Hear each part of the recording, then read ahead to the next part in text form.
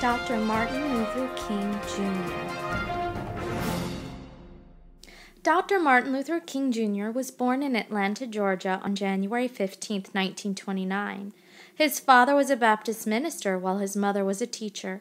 Here is a photograph of the home that Martin grew up in. Martin was a very smart student at school.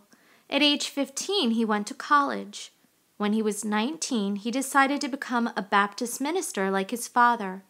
Martin was greatly influenced by his reading of Mahatma Gandhi, the great leader from India.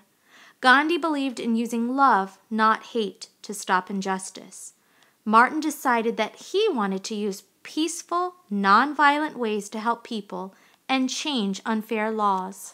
In the South, most African Americans endured laws that were unfair to them. Southern lawmakers passed new laws to keep blacks and whites separated or segregated from each other.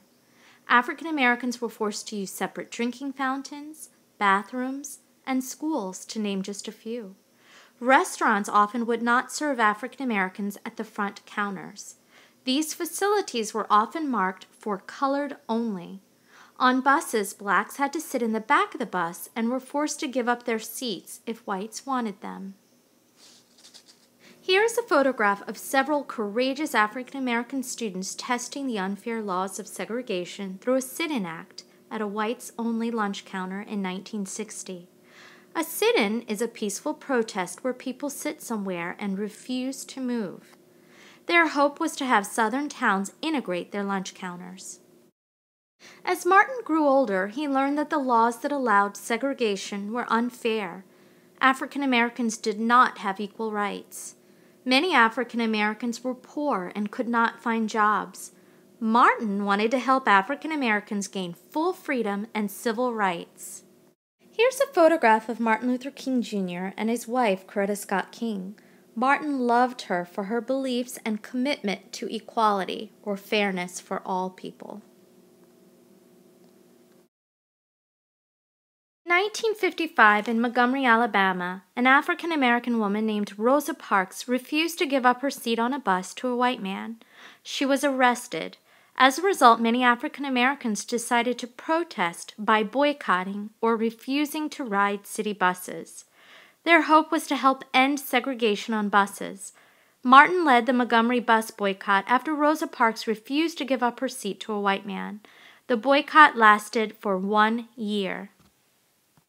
In this photograph, African Americans are carpooling to get from work and school and other locations instead of riding city buses. In this photograph, a group of African Americans were peacefully marching to end segregation. The marchers are running for safety as they are sprayed with powerful fire hoses by the Birmingham police chief and his officers. Attack dogs were also set loose on the marchers, even on children. President Kennedy sent U.S. troops to Birmingham, Alabama to stop the violence. Finally, the city ended its segregation laws. Television and newspapers broadcasted the violence and unfair treatment of African Americans in the South. In this photograph, Martin Luther King Jr. gives his famous "I Have a Dream" speech in front of the Lincoln Memorial in Washington, D.C. in 1963. He talked about people being judged based on their actions and not by the color of their skin. Today, we celebrate Martin's life the third Monday in January. He is the only non-president to have a national holiday in his honor. In 1964, Martin Luther King Jr. was awarded the Nobel Peace Prize.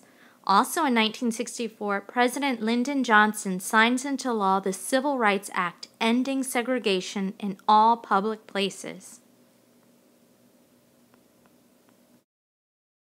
Dr. Martin Luther King Jr. will always be remembered for his dream and commitment for fair laws and free people all over the world.